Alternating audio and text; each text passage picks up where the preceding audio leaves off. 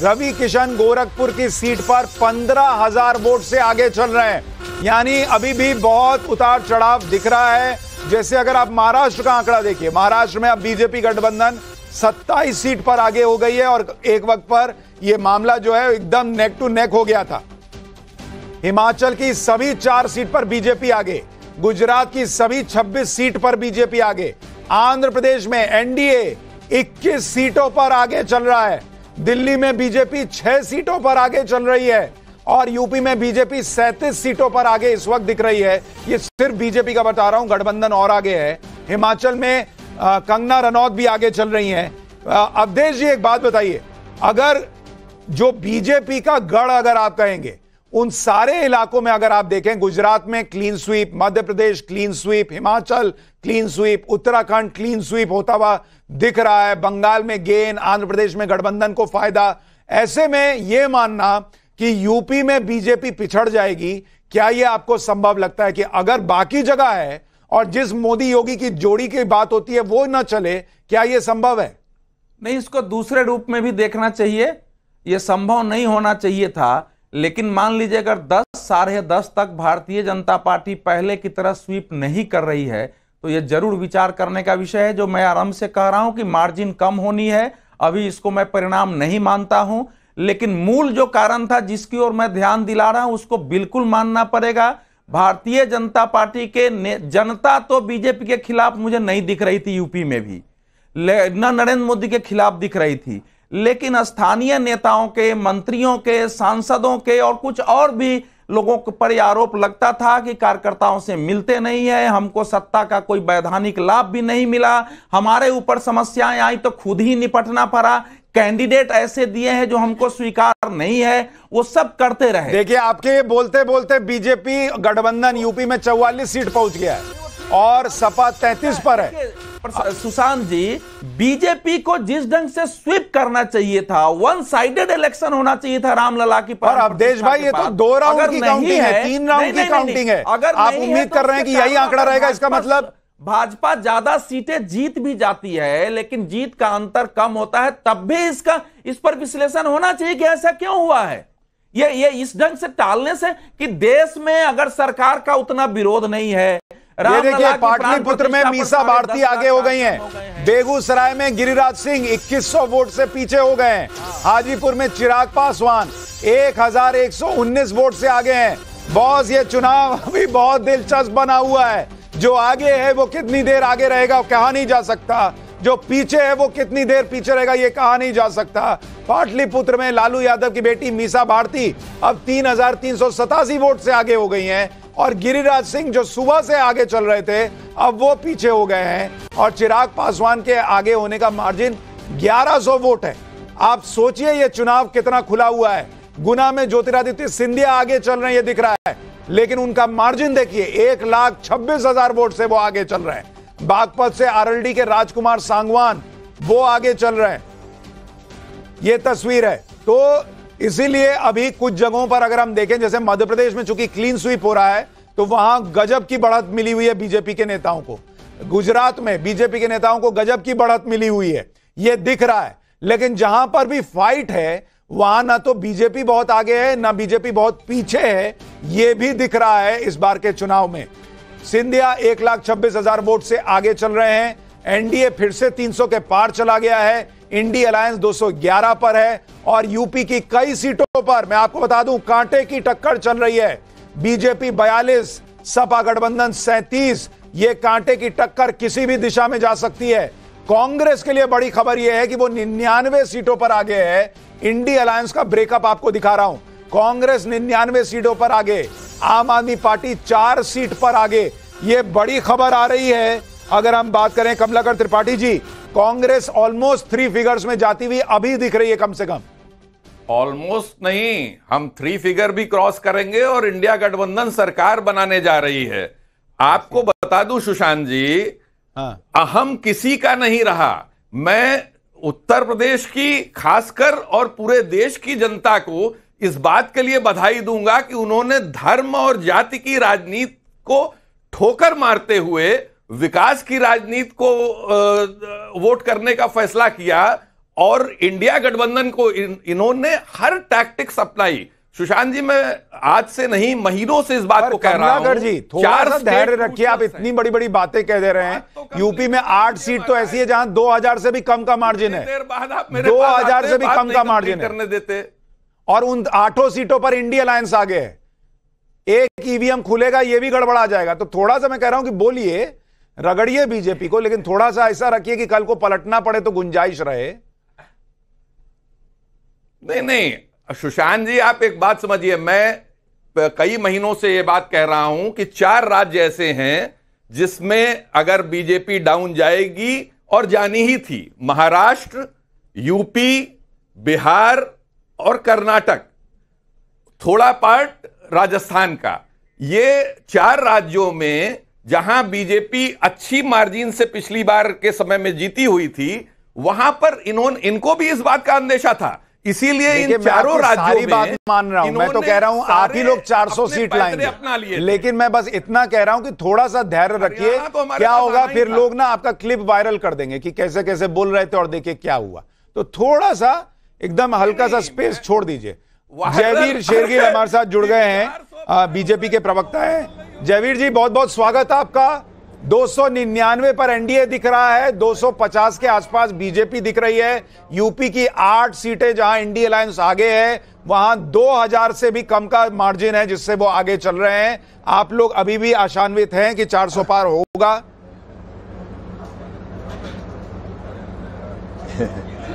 देखिए, सबसे पहले तो धन्यवाद, आपने मुझे वक्त दिया।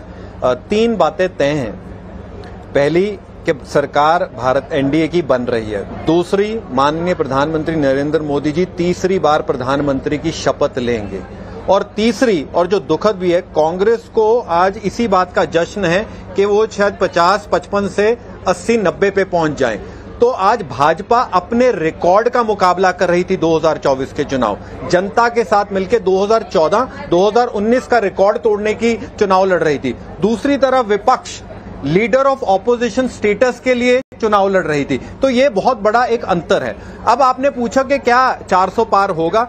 देखिए, भाजपा को हारी बाजी जीतना आता है और पूरे जोशो फरोज से आता है। कल राहुल गांधी ने सिद्धू मूसेवाले का एक गाना बोला, 295 295 इंडी।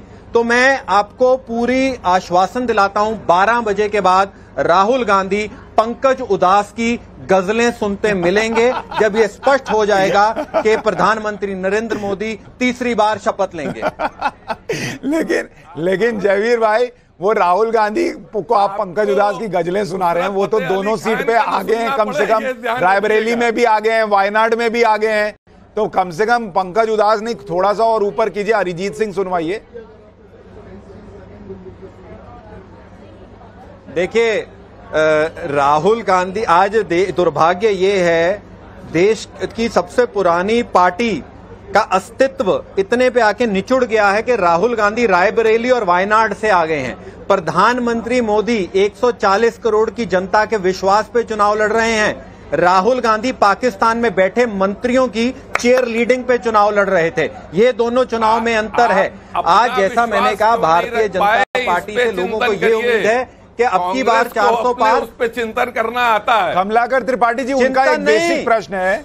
कमलाकर त्रिपाठी जी, उनका एक बेसिक प्रश्न है कि 10 साल की एंटी इनकम्बेंसी के बावजूद अगर बीजेपी अभी की स्थिति पे बात करेंगे, चलिए यही कन्वर्ट हो जाए रिजल्ट में, तो एनडीए सरकार बना ले, बीजेपी 250 भी क्रॉस कर जाए और कांग्रेस 100 से नीचे रह जाए, तो आप इसी में खुश हो जाएंगे कि 10 साल बाद भी आपको लोग 100 के ऊपर जाता हुआ नहीं देख पा रहे हैं?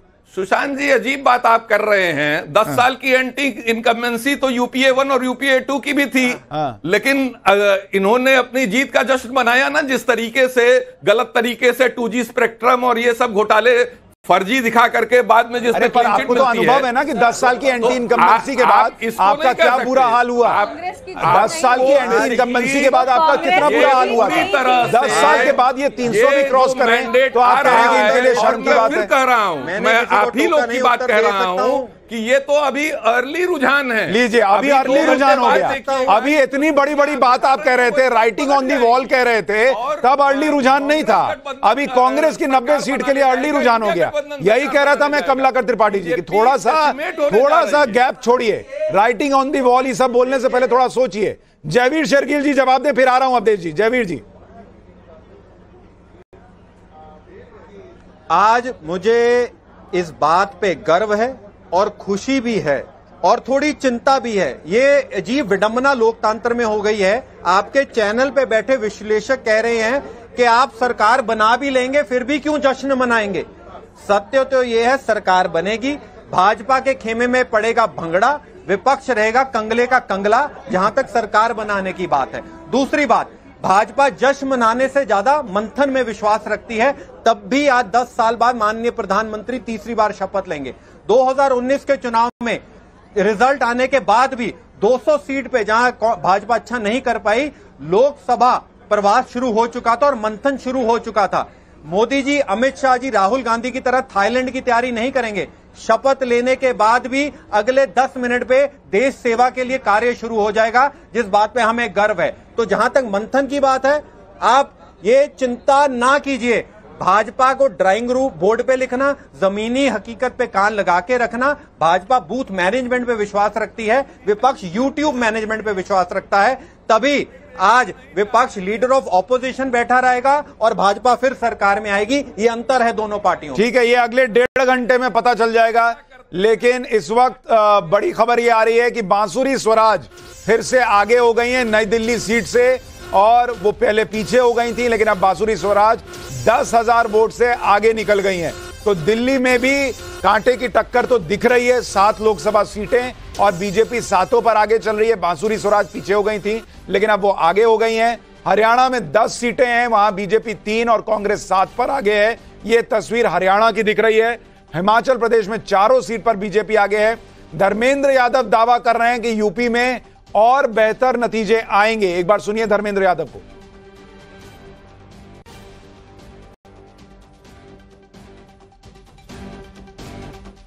हम लोग लगातार समाजवादी लोग, इंडिया गठबंधन के लोगों ने पिछली बैठक में भी कहा था कि 295 से ऊपर इंडिया गठबंधन आएगा देश में और 60 से ऊपर उत्तर प्रदेश में आएगा। हालांकि मैं तो काउंटिंग में था, वहाँ कोई मीडिया, टेलीविजन, सोशल मीडिया की व्यवस्था नहीं है और काउंटिंग से बाहर केवल इसीलिए आया हूँ कि देश का माहौल देख लूँ। आते ही जो सूचनाएं मिली, मैं समझता हूँ हमारे राष्ट्रीय अध्यक्ष आदरणीय अखिलेश यादव जी, कांग्रेस पार्टी के नेता आदरणीय राहुल जी और सभी जो विपक्ष के लीडर हैं उनकी बात। तो धर्मेंद्र यादव तो दावा कर रहे हैं कि भैया सब अच्छा रहने वाला है उत्तर प्रदेश के अंदर।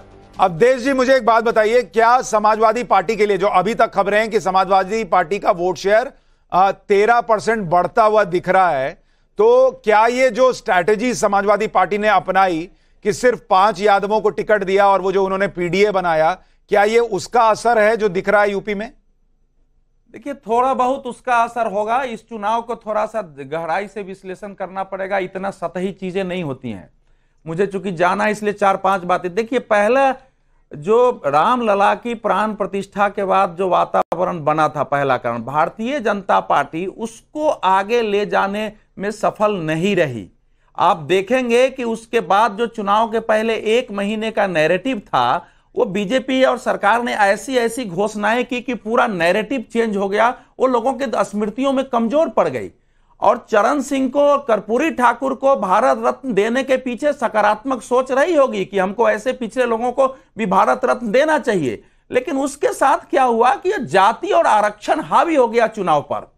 तीसरी जो स्थिति हुई है कि बहुत सारे गठबंधन कार्यकर्ताओं को स्वीकार नहीं थे। जैसे बिहार में नीतीश के साथ वापस आना लोगों को अच्छा नहीं लगता था, उनके लोगों को। उसी तरह से उत्तर प्रदेश के लोग कहते थे कि अपना दल ही काफी है, बाकी से हमको नहीं करना चाहिए। जो चौथे कारण रहे वो कैंडिडेट्स के सिलेक्शन रहे हैं। वो कैंडिडेट का सिलेक्शन इतना बड़ा कारण इस समय बीजेपी के लिए हुआ है, खासकर उत्तर प्रदेश में भी, बिहार में भी, कर्नाटक में तो विद्रोही ईश्वरप्पा पार्टी को हराने के लिए पूरी जगह प्रचार कर रहे थे, राजस्थान में हुए हैं। वो सब चीजें नागवार गुजरी और कार्यकर्ताओं की शिकायतें थी कि छोटे छोटे नेता हमको सिलेक्शन की बात बार बार कह रहे हैं और आप कह रहे हैं कि इसका असर बीजेपी को दिखेगा।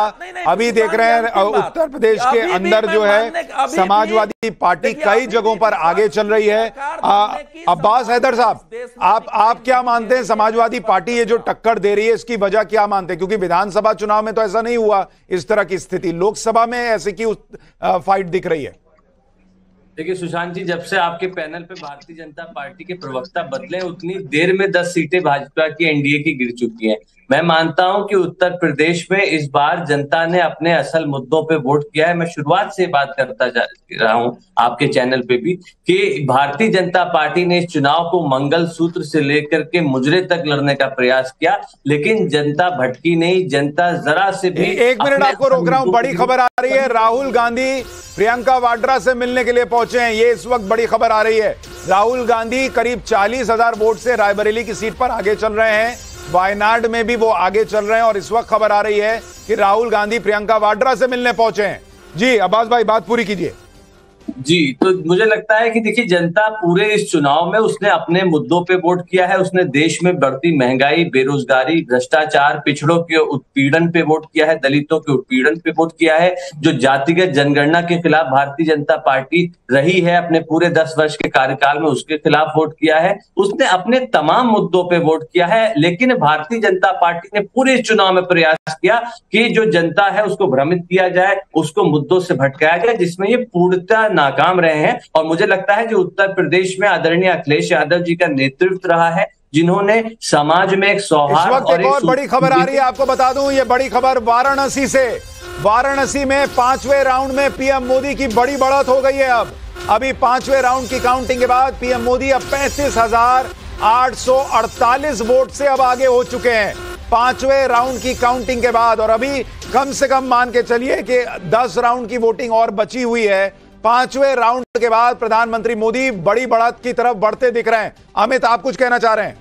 देखिए, लोकसभा में करीब 350 से 400 बूथें होती है और आमतौर पे एक राउंड में 14 होती है बूथ। तो करीब हर जगह जो लोकसभा में होगी वो कम से कम 25 से 30 राउंड होना है चुनाव।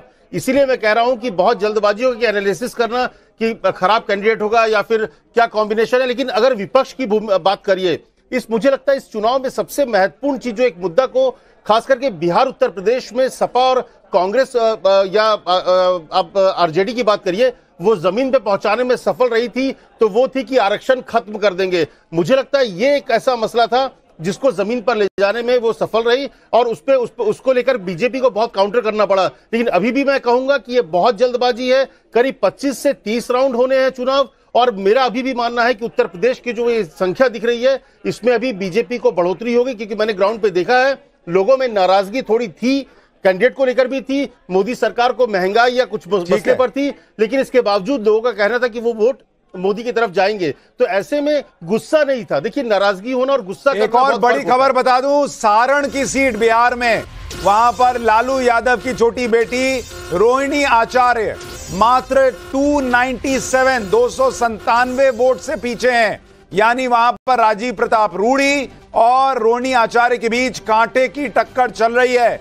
झारखंड में इंडी अलायंस जो है उसको वहां पर 2 सीटों पे बढ़त दिख रही है और एनडीए को 12 सीटों पर बढ़त दिख रही है। ये बड़ी खबर है। तो हेमंत सोरेन की गिरफ्तारी का कोई असर नहीं दिख रहा। और दिग्विजय सिंह की सीट पर काउंटिंग रुकने की खबर आ रही है। ये क्यों हुआ है अभी थोड़ी देर में आपको बताऊंगा, लेकिन बड़ी खबर, दिग्विजय सिंह की सीट पर काउंटिंग रुक गई है। ईवीएम मशीन में खराबी की शिकायत बताई जा रही है, तो अभी थोड़ी देर में पता चल जाएगा कि वहां पर क्या हुआ है एग्जैक्टली। लेकिन दिग्विजय सिंह पीछे चल रहे थे और अब वहां पर ईवीएम में खराबी की बात चल रही है। तो सुजाता जी, आप कुछ जोड़ना चाह रही थी? मैच देख के अगर कोई सोच ले कि फाइनल की ट्रॉफी भी वो उठा लेगा, तो फिर उनको ऐसे सपने में रहना देना चाहिए।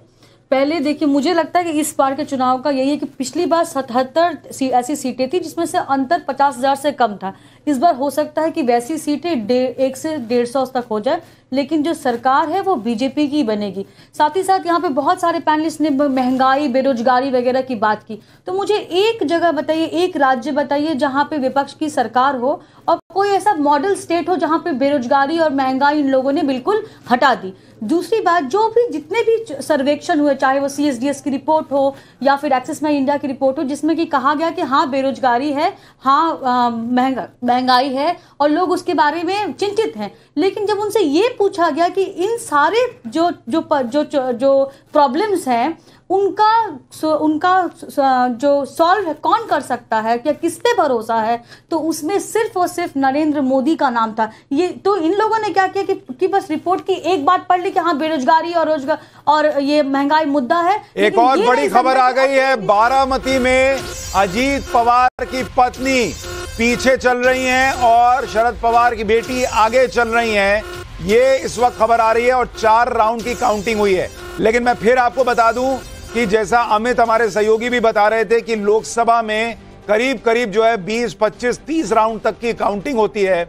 अभी लगभग हर सीट पर 5 से 6 राउंड की काउंटिंग हुई है। मतलब आप समझिए कि अभी जो है 20% वोट भी नहीं गिने गए, यानी अभी भी बहुत सारे वोटों की गिनती बची हुई है। और अरुण गोविल अब मेरठ में 37,000 वोट से आगे निकल गए हैं। यह बड़ी खबर आ रही है अरुण गोविल के आगे निकलने की। तो इसीलिए मैं बार बार कह रहा हूं कि अभी थोड़ा सा धैर्य रखिए। और मनोहर लाल खट्टर भी 10,000 वोट से आगे चल रहे हैं। यह बड़ी खबर आ रही है। हरियाणा में भी चीजें बदलती दिख रही हैं। तेलंगाना में बीजेपी 8, कांग्रेस 8। तेलंगाना में बीजेपी के लिए बड़ा गेन होता दिख रहा है।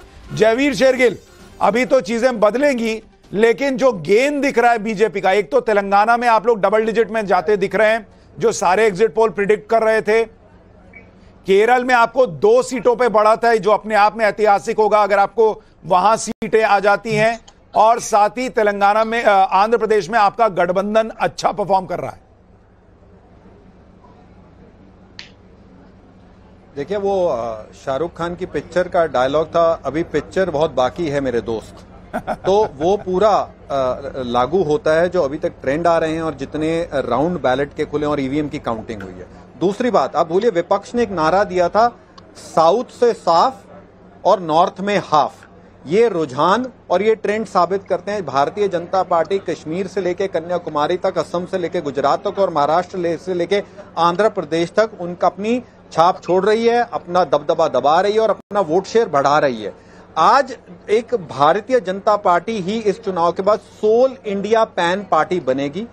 कांग्रेस पार्टी का जो फुटप्रिंट है वो जरूर श्रिंक होगा। आपको देखिए नतीजे साफ दिखाएंगे।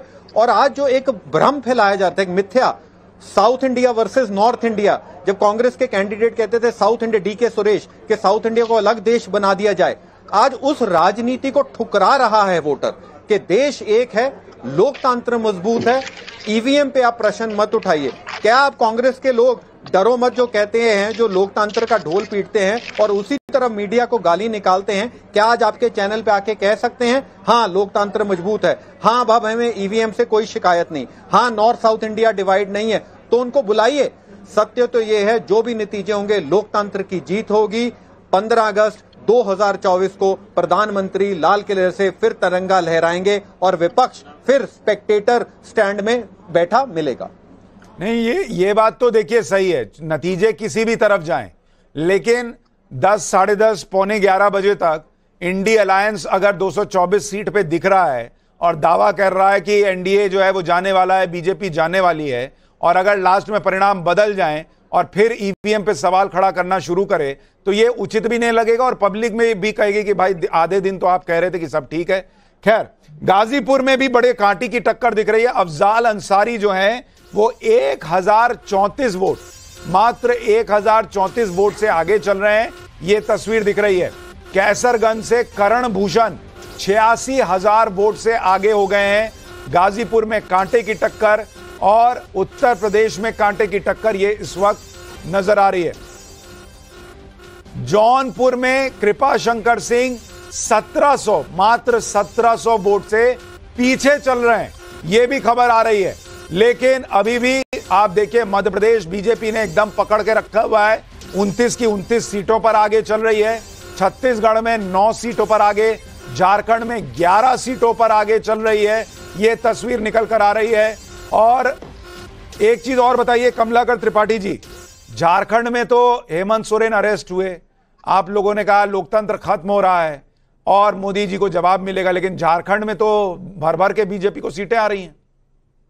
देखिए, जिस प्रकार से सारे डेमोक्रेटिक इंस्टीट्यूशंस को कब्जा करने की कोशिश की गई, सुप्रीम कोर्ट के आदेश के बावजूद चीफ इलेक्शन कमिश्नर की नियुक्ति में जिस तरीके से उन्होंने उसको पलट करके सीजीआई की जगह जो है वो कैबिनेट मिनिस्टर ला दिया और बैलेंस ऑफ पावर अपने फेवर में कर लिया नियुक्ति करने के लिए, क्वेश्चन उठना लाजमी है। जो आप कर रहे हैं वो कहीं जस्टिफाइड नहीं है। और आपको बता दूं, देखिए एक और बड़ी खबर आ गई है, बड़ी खबर इलेक्शन कमीशन की वेबसाइट पर। इस वक्त यूपी में नंबर 1 पार्टी यूपी में समाजवादी पार्टी हो गई है।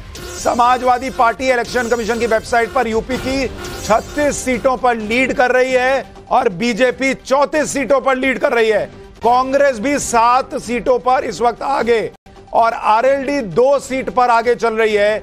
ये यूपी की तस्वीर नजर आ रही है। अब्बास हैदर साहब, समाजवादी पार्टी जबरदस्त खेल रही है यूपी में इस वक्त, लेकिन 5 राउंड 6 राउंड की काउंटिंग लास्ट में आते आते आपकी साइकिल जो है चलाते चलाते आप लोग हाँफ तो नहीं जाएंगे?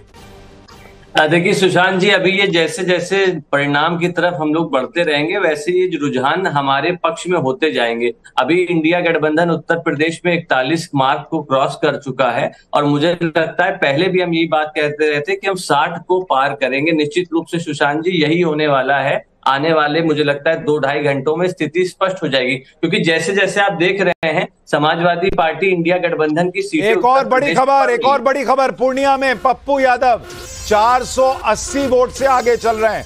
आप देखिए कितने कमाल की चीज है कि ये सारे जो अंतर हैं 1000 vote, 1500 vote, 150 vote, 480 vote, 56 vote. और अब बड़ी खबर, रामकृपाल यादव से मीसा भारती 12,000 वोट से आगे हो गई हैं। तो मीसा भारती ने थोड़ी लीड बना ली है पाटलिपुत्र सीट पर। पूर्णिया में पप्पू यादव आगे चल रहे हैं, जिन्हें की कांग्रेस ने टिकट नहीं दिया और उन्हें निर्दलीय लड़ना पड़ा। लेकिन अब वो बहुत छोटा मार्जिन है, 200-250 वोट तो कुछ नहीं है। एक ईवीएम खुलेगा सब धुआं हो जाएगा। लेकिन अभी फिलहाल पप्पू यादव आगे चल रहे हैं और आप फाइनल टैली अभी देखेंगे 293 या 292 एनडीए और इंडी अलायंस 224, मतलब सिर्फ 70 सीट का फासला है। और यह फासला कम भी हो सकता है और यह फासला बढ़ भी सकता है, क्योंकि हम बार बार कह रहे हैं कि काउंटिंग अभी कई राउंड की बची हुई है। अमित हमारे सहयोगी हमारे साथ बने हुए हैं।